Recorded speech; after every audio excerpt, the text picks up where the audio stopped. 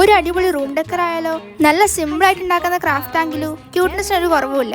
ആദ്യം തന്നെ ഒരു പേപ്പർ എടുത്തിട്ട് സ്കെച്ച് ചെയ്യാം. ഇനി റെഫറൻസ് പറ്റി പിടിച്ചിട്ട് എവിടെയും പോകണമെന്നില്ല, പിൻട്രസ്റ്റിലെ ക്യൂട്ട് ഇലസ്ട്രേഷൻ അടിച്ചാൽ മതി. കുറേ പിക്ചേഴ്സ് വരും. അങ്ങനെ കളർ കൊടുത്തു വന്നപ്പോ കാണാൻ നല്ല ക്യൂട്ടായിട്ടില്ലേ?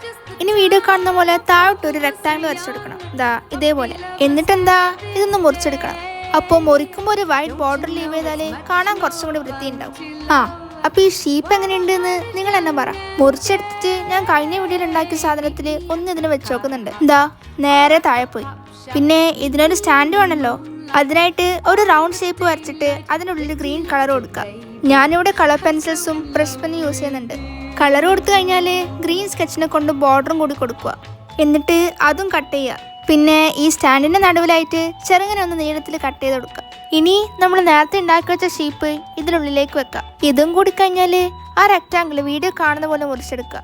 ശേഷം ഒന്ന് അങ്ങോട്ടും മറ്റൊന്ന് ഇങ്ങോട്ടും ആയിട്ട് മടക്കുക. അപ്പോൾ നല്ല സ്റ്റഡി ആയിട്ട് നിൽക്കും. ചുരുക്കി പറഞ്ഞാൽ എല്ലാവർക്കും വീട്ടിൽ ഉണ്ടാക്കാൻ പറ്റിയ സാധനമാണിത്. ഇഷ്ടമായോന്ന് നിങ്ങൾ തന്നെ പറ. പിന്നെ ഒരു ലൈക്കൊക്കെ ആവാം കേട്ടോ. എന്നാ ഓക്കെ, ബൈ.